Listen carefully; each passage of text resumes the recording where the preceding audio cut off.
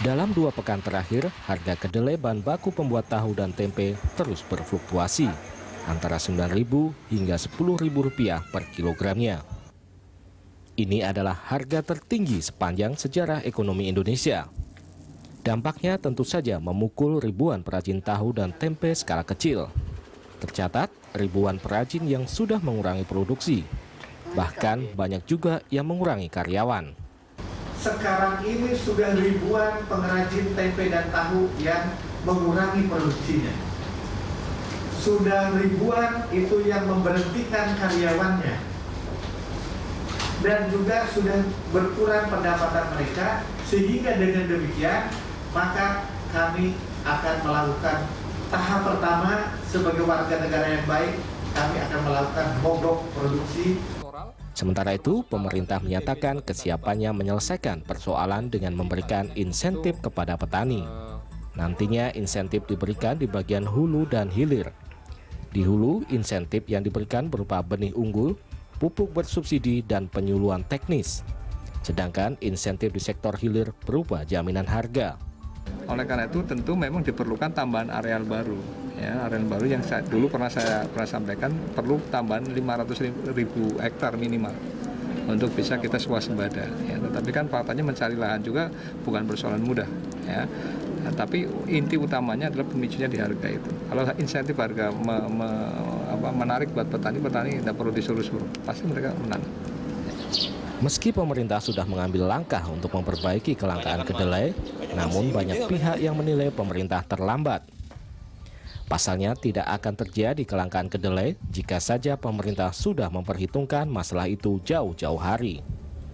Belum lagi lemahnya industri berbahan baku kacang kedelai di dalam negeri juga dapat menyebabkan krisis pangan. Dalam sepekan terakhir, kenaikan harga kedelai sebagai dampak dari pelemahan rupiah masih mendominasi pemberitaan media-media besar di tanah air. Kita akan mencari perspektif lain terkait hal itu bersama para jurnalis senior, dan untuk mendiskusikan hal itu di studio kami telah hadir Bapak Usman Kasam, pemimpin redaksi Media Indonesia, dan juga Bapak Barli Halim Noem, Managing Editor Harian Kontan. Selamat pagi Bang Usman dan Mas Barli. Selamat pagi Reza. Ini kita lihat memang kedelai ini semakin meningkat tiap minggunya, dari awalnya 7.500 sekarang akhirnya pada harga 10.500. Bang Usman, menurut Anda ini seperti apa? Udah tidak makan daging sekarang, tidak makan tahu tempe juga sekarang nih. Iya, saya kira ini memang bentuk kebijakan pemerintah yang salah, yang lamban, bahkan berulang kali melakukan kesalahan. Jadi karena berulang kali melakukan kesalahan ini seperti kisah keledai dalam urusan kedelai begitu ya. Terperosok ke lubang yang sama beberapa kali kita begitu. Bahkan ada yang mengatakan jangan-jangan kita memang lebih bodoh daripada keledai. Ya, karena bukan cuma 2 kali tapi berkali-kali kita salah. Terakhir kita itu 92 mengalami yang namanya swasembada kedelai. Ya. Tapi kemudian di masa reformasi memang pertanian kita tidak diurus. Ya, jumlah lahan berkurang, jumlah petani berkurang. 5,4 juta dalam 10 tahun terakhir dari tahun 2003 sampai 2013 berdasarkan sensus pertanian.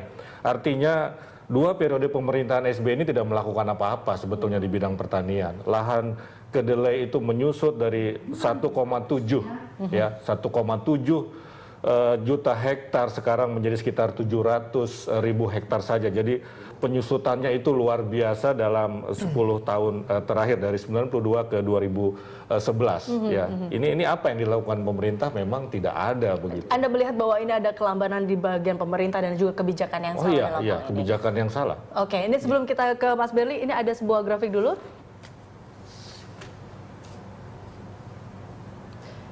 Kita lihat kenaikan harga kedelai di mana tiap tahunnya pun juga sebenarnya meningkat dari tahun 2011, 2012, dan 2013 ini.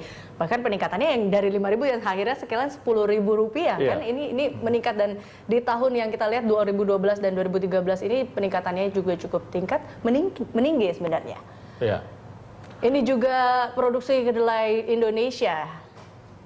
Sebenarnya ini semakin menurun berarti, produksi menurun, harga meningkat. Ya, memang harga karena memang nilai rupiah kita melorot. Tetapi kalau kita benahi hulunya di sektor pertanian, saya kira tidak berpengaruh kan, karena kita bisa memenuhi kebutuhan kita sendiri. Tetapi persoalannya tadi menurun terus produksinya, sehingga ya begitu dolarnya menguat, harga pun makin parah gitu. Oke, Mas Ben, menurut Anda? Kalau saya melihat persoalan ini memang tidak lepas dari paradigma yang dianut pemerintah bahwa sekarang itu segala sesuatunya itu dilepaskan ke mekanisme pasar ya.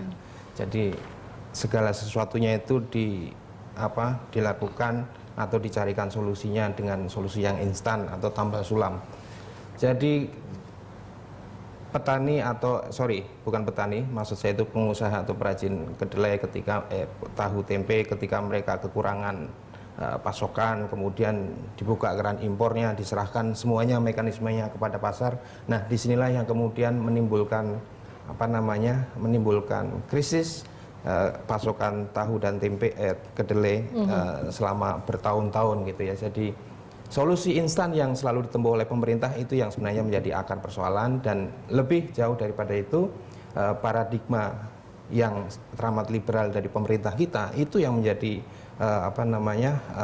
akar dari persoalan krisis. Ini solusi-solusi yang muncul saat ini dianggap sedikit lamban karena kita dilihat bahwa memang masalah ini seperti masalah yang rutin, bahkan juga dari KPPU mengatakan bahwa ini memang sudah masanya harga kedelai itu naik, dan seperti yang kita lihat bahwa ini sudah bisa diantisipasi jauh-jauh hari. Nah, ini apa memang ada kelalaian di situ atau seperti apa akhirnya ini? Ya, saya lihat memang begitu karena industri pertanian kita memang tidak menarik bagi pengusaha besar gitu ya. Saya mencermati begini, mengapa tidak ada pengusaha besar yang mau berinvestasi di beras, kemudian mengapa pengusaha besar juga nggak mau berinvestasi di kedelai, karena memang di situ problemnya banyak, kemudian pembatasannya banyak sekali, sehingga bagi sisi pengusaha ini tidak menarik.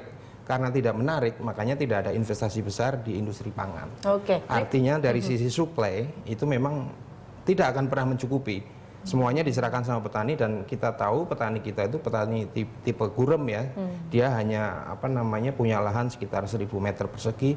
Apalah artinya kalau semua basis pangan kita itu diserahkan kepada petani gurem? Tidak bisa seperti itu.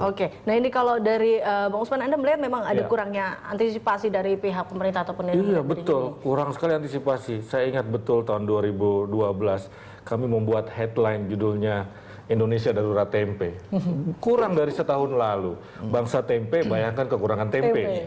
Ini kan menunjukkan antisipasinya tidak ada. Yang namanya ekonomi itu bisa diprediksi. Ya kan?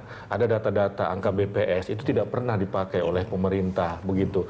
Kalau tadi dikatakan perusahaan pertanian tidak menarik, tetapi faktanya adalah bahwa menurut sensus 2013 sensus pertanian, dari 2003 ke 2013 itu terjadi peningkatan jumlah korporasi di bidang pertanian. Tetapi saya khawatir mereka itu sebenarnya trader begitu ya, pedagang bukan pengusaha. Jadi yang dikembangkan adalah perusahaan-perusahaan pengimpor, pengimpor bahan pangan begitu, bukan perusahaan yang bagaimana mengolah hasil pertanian masyarakat kita. Jadi makanya Serikat Petani Indonesia mengatakan bahwa kebijakan pertanian di Indonesia sepanjang satu dekade atau 2 periode pemerintahan saat ini adalah pro korporasi bukan pro petani. Kira-kira seperti itu. Ini ada yang menarik di mana sebelumnya juga dikatakan bahwa dari Gakopindo juga mengatakan era Orde Baru itu sebenarnya era keemasan bagi para petani, khususnya para petani kedelai, dan ini melihat bahwa betul, tahun 92 saya sampaikan tadi, itu kita swasembada kedelai, dan itu yang terakhir. Tapi kalau kita lihat konteksnya, tahun 92, nah ini saya akan cerita bagaimana politik merecoki ekonomi. Tahun 92 itu terakhir kita swasembada kedelai. Setelah 92, tahun 90-an itu pemerintahan Orde Baru hubungannya renggang dengan ABRI, kemudian mencari patron lain itu. Jadi sudah konsentrasinya ke politik. Tahun 97 kita kemudian krisis. Nah sekarang juga di pertanian, Kementerian Pertanian itu menterinya semua dari partai politik. Ya. Sekarang Suswono, sebelumnya Anton Apriantono, sebelumnya lagi siapa, itu partai politik. Saya kira urusan pertanian jangan diserahkan ke partai politik, yang terjadi adalah korupsi sapi. Kan begitu. Menterinya sibuk ngurusi politik. Nah karena itu ke depan, pemerintahan ke depan itu harus memilih menteri dari kalangan ahli. Bekas rektor IPB lah dipilihkan sebagai menteri pertanian begitu. Jadi saya kira ini pertama yang harus kita pahami. Dan kemudian tadi soal liberalisasi. Jadi ketika kita masuk WTO, ya WTO itu memang impor kedelai luar biasa membanjir. Padahal sebelum kita menandatangani WTO itu impor kedelai hanya 500-an ton. Sekarang 1,1 juta ton. Nah ini Sampai kan tadi, Juli, Mas, itu. iya betul. Jadi ada kebijakan kita yang salah. Oke, liberalisasi perdagangan tidak terhindarkan. Tapi negara mana sih yang nggak memproteksi produk dalam negerinya? Amerika juga begitu kok. Gitu. Nah ini kita melihat adanya perbedaan, era juga berbeda di mana akhirnya ini mempengaruhi kebijakan mengenai pertanian di Indonesia. Nah Mas Barli, Anda juga melihat hal yang sama dengan kesalahan-kesalahan kebijakan kan seperti itu akhirnya membuat petani kita akhirnya kalah dengan yang lainnya? Ya betul, yang jelas itu memang benar kata Mas Usman tadi bahwa pemerintah kita itu tidak berpihak sama petani. Iya. Contoh dalam kasus penanganan saat ini umpamanya gitu ya. Pemerintah kemudian menetapkan patokan harga kedelai bagi pengusaha tahu tempe 7.450 kalau nggak salah. Jadi artinya harga kedelai dipatok segitu. Dari sisi pengusahanya memang itu menyenangkan karena harga murah gitu kan.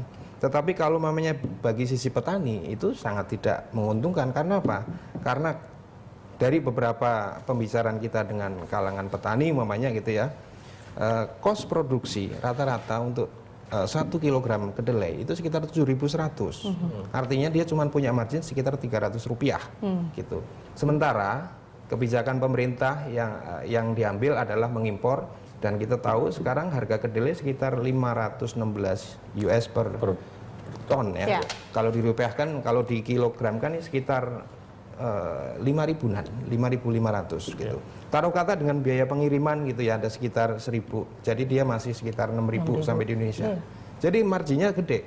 Justru kebijakan penetapan harga patokan seperti itu malah merugikan petani kita. Dan ingat, kalau sekarang pengusaha dibilang harus dibantu, pengusaha tahu tempe maksud saya ya, harus dibantu. Ingat jumlah mereka sekitar 150.000 orang gitu kan. Sementara petani kedelai itu jumlahnya sekitar 2 juta sampai 5 juta orang gitu. Artinya kita menyelamatkan 150.000 orang tetapi menyengsarakan yang 2 juta orang. Oke, baik. Ini kita mengatakan bahwa ada seperti kita lihat kita sangat rentan dengan volatilitas ya, di mana nilai tukar rupiah menurun dan harga kedelai pun naik. Tapi kita akan membahas ini usai jeda berikut. Pemirsa tetaplah bersama kami di Berita Satu View. Anda kembali di Berita Satu View, Bang Usman. Ini kalau kita melihat memang tadi kita kembali kepada bahwa kita tergantung atau rentan dengan volatilitas di mana nilai tukar rupiah turun, akhirnya kita juga naik. Apakah memang ini berpengaruh seperti itu? Iya, pada saat ini tentu saja. Tetapi pengaruh yang besar pada saat ini karena nilai rupiah yang tertekan karena kita tidak mengantisipasi jauh-jauh hari dalam hal ini menyiapkan produksi kedelai dalam negeri, sehingga kita tidak tergantung dengan gejolak nilai tukar kurs begitu kan. Tetapi itu yang tidak dilakukan oleh pemerintah, apalagi tadi kita sudah diskusikan ada liberalisasi perdagangan, ada WTO, kemudian ada IMF juga seperti itu ya. IMF itu kan dampaknya itu ke Bulog, peran Bulog yang makin berkurang. Ini dikatakan juga oleh Gaupindo bahwa memang pada zaman di Orde Baru bahwa kedelai dikuasai oleh Bulog, tapi pada saat akhirnya mengikuti IMF, Bulog pun tidak bergerak lagi seperti Presiden itu. sudah mengeluarkan keputusan untuk mengembalikan pengelolaan perdagangan atau penjualan kedelai kepada Bulog, tetapi saya tidak tahu itu tidak jalan. Artinya kita bagus sekali ketika membuat aturan, tetapi pengawasan apakah aturan itu sudah dijalankan itu sangat miskin kita ya, minus sekali, sehingga ya tadi Bulog pun tidak menerapkan apa yang diatur pemerintah dengan betul-betul. Misalkan kami mewawancarai petani kedelai di Banyumas dan Sragen, mereka berharap dengan melambungnya nilai dolar maka harga jual kedelai akan sekurang-kurangnya terkerek. Tetapi begitu mereka datang ke Bulog setempat, Bulog menawar Rp5.000. Mereka marah besar begitu. Sudah begitu kemudian yang dijanjikan Menteri Pertanian tadi di pengantar kita katanya akan ada subsidi benih, tidak terjadi. Di Sragen itu ada 2.000-an hektar tanah kedelai, lahan untuk nanam kedelai yang tidak disubsidi, tidak diberikan secara gratis itu benihnya, padahal sudah dijanjikan Kementerian Pertanian. Iya, ini kalau kita lihat memang ada yang mengatakan bahwa ini adanya permainan di kartel, ada juga permainan kartel di dalam hal ini. Tapi kita sebelum masuk ke kartel ini ada grafik mengenai insentif. Ini yang dikatakan bahwa oleh Rusman Heriawan, di mana insentif kepada para petani kedelai dari sektor hulu dan hilir, dari pemberian benih unggul tadi yang dikatakan oleh Bang Usman, dan pupuk bersubsidi, ada penyuluhan secara teknis dan secara hilir adalah jaminan harga. Ini omong kosong semua ini, belum dilaksanakan. omong kosong semua. Mas Barli, Anda melihatnya bahwa ini hal yang efektif kah? Benar, seperti yang saya tadi bilang bahwa satu, kalau penetapan harga, patokan harga, artinya harga dipatok, itu justru malah nggak benar. Itu malah menyengsarakan petani kita. Yang untung justru petani di luar negeri, yang kita beli, yang menjadi sumber impor kita. Nah, kemudian persoalan penyangga pangan gitu ya, makanya pemerintah lagi-lagi akan menunjuk Bulog sebagai penyangga kedelai gitu. Tetapi saya pikir mekanisme itu tidak akan berhasil selama Bulog dilepaskan, tetapi di sisi lain masih memberikan peluang kepada perusahaan-perusahaan atau korporasi besar untuk ikut mengimpor. Justru yang terjadi adalah kekisruhan. Sebenarnya itu akan efektif kalau pemerintah berani secara tegas menunjuk Bulog. Udah Bulog, Anda menjadi pemain tunggal penyediaan kedelai bagi petani bagi perajin tahu dan tempe. Itu mungkin akan efektif karena hanya ada satu pintu. Sekarang kita ada banyak sekali importir kedelai yang itu jelas akan susah untuk diawasi.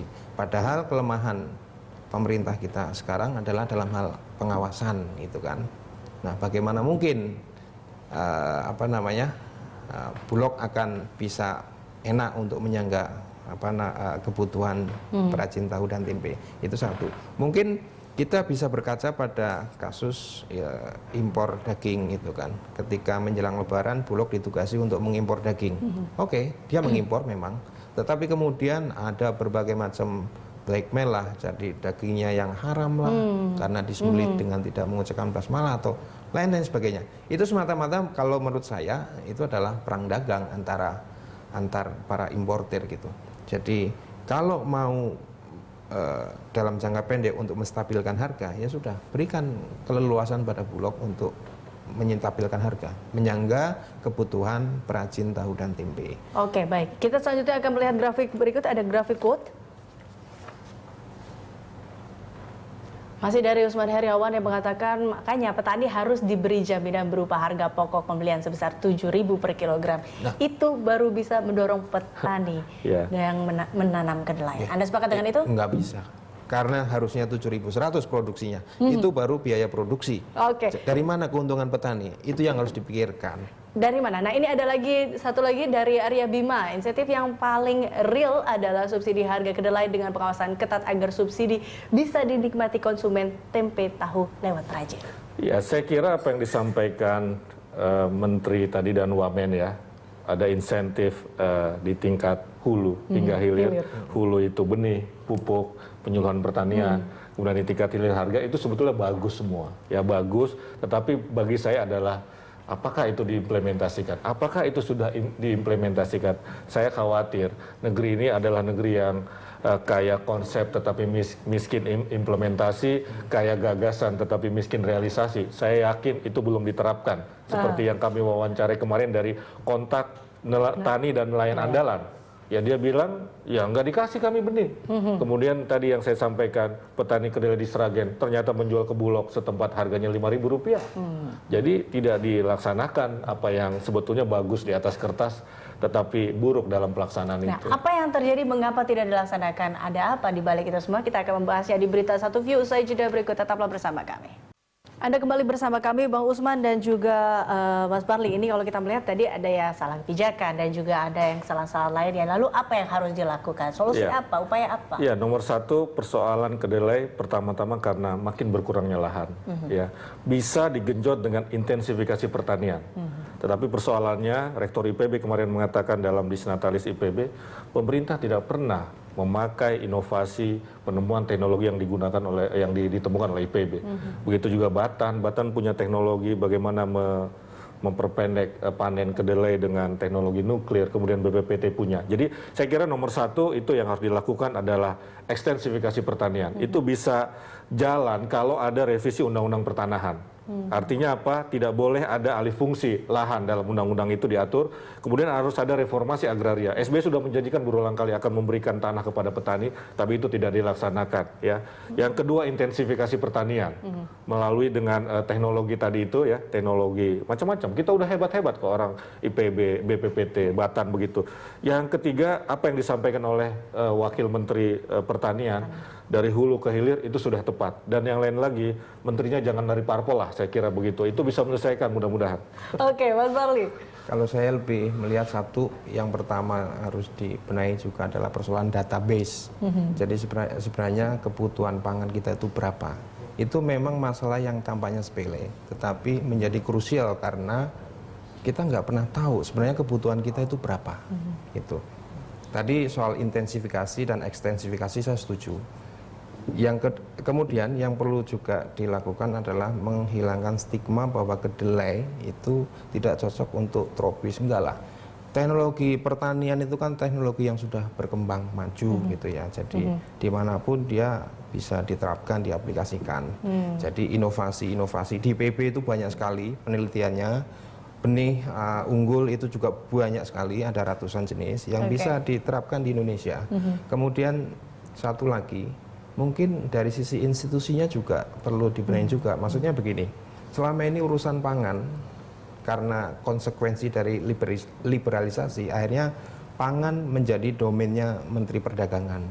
Gitu. Sementara Kementerian Pertanian, apalagi setelah terjadi beberapa kasus gitu ya di sana, akhirnya dia dikebiri. Menurut saya harus dicarikan satu formula yang bagus. Siapa yang bertanggung jawab terhadap pangan? Jangan semata-mata ini diserahkan kepada Kementerian Perdagangan. Karena bagi saya, Kementerian Perdagangan itu sebenarnya fungsinya itu lebih bagaimana menjual produk Indonesia keluar, bukan sebaliknya.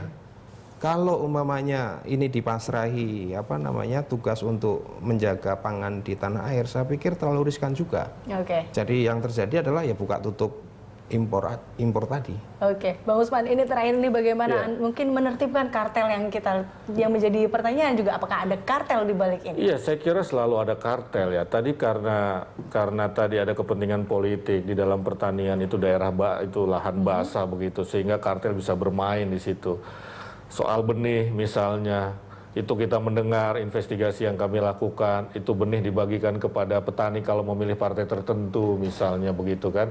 Kemudian yang lain lagi di Jawa Tengah itu kan sentra produksi kedelai, tetapi karena dia mungkin tidak memilih partai tertentu, kita tahu Jawa Tengah itu partai mana yang lebih kuat. Nah, jadi ada kepentingan politik. Kartel ini memang bermain di situ. Ya, dalam kasus impor sapi misalnya itu ada kartel di situ. Kepentingannya apa? Untuk memasok dana kepada partai politik. Belum lagi juga banyaknya importir sekarang saat ini. Iya betul, banyak sekali importir kita. Jadi trader kita itu banyak sekali. Kita katanya banyak pengusaha, sebetulnya tidak banyak trader. Kalau pedagang kan gampang jadi pedagang begitu kan. Yang susah itu jadi pengusaha memang. Ya. Baik, Bang Usman dan Mas Barli, ini tapi terakhir di mana isu ini apakah menjadi isu-isu terhangat, masih menjadi topik terhangat di minggu depan masalah kedelai ini, karena kita tahu 9 sampai 11 akan ada mogok produksi tempe. Kami lebih menyoroti ke sisi ketahanan pangan secara umum ya, karena selain kedelai itu sebenarnya persoalan kecil bagi pangan nasional, tetapi kita sebenarnya punya problem besar ketahanan pangan secara umum, karena nyaris pertanian kita itu tidak tergarap dengan bagus selama paling tidak 10 tahun terakhir gitu ya. Jadi kita membuang waktu 10 tahun ini dengan percuma. Jadi semuanya dipasrahkan kepada mekanisme pasar. Jadi sedikit goncangan aja yang terjadi di pasar, maka efeknya akan sangat gede bagi kita. Ini Hambalang dan PDIP lewat dari kedelai? Iya, saya kira kedelai akan menjadi perhatian. Kita sudah, kalau media Indonesia sudah seminggu ini memberikan perhatian kepada pertanian, secara spesifik kepada kedelai. Saya kira pekan depan tetap akan seperti itu. Tetap akan menjadi topik hangat untuk kedelai ya. Baik, semoga saja kita tidak akan menjadi keledai di kedelai Indonesia ya. Ini harus hati-hati. Baik, terima kasih Bang Usman dan Mas Barli telah hadir bersama kami dalam Berita Satu View di Berita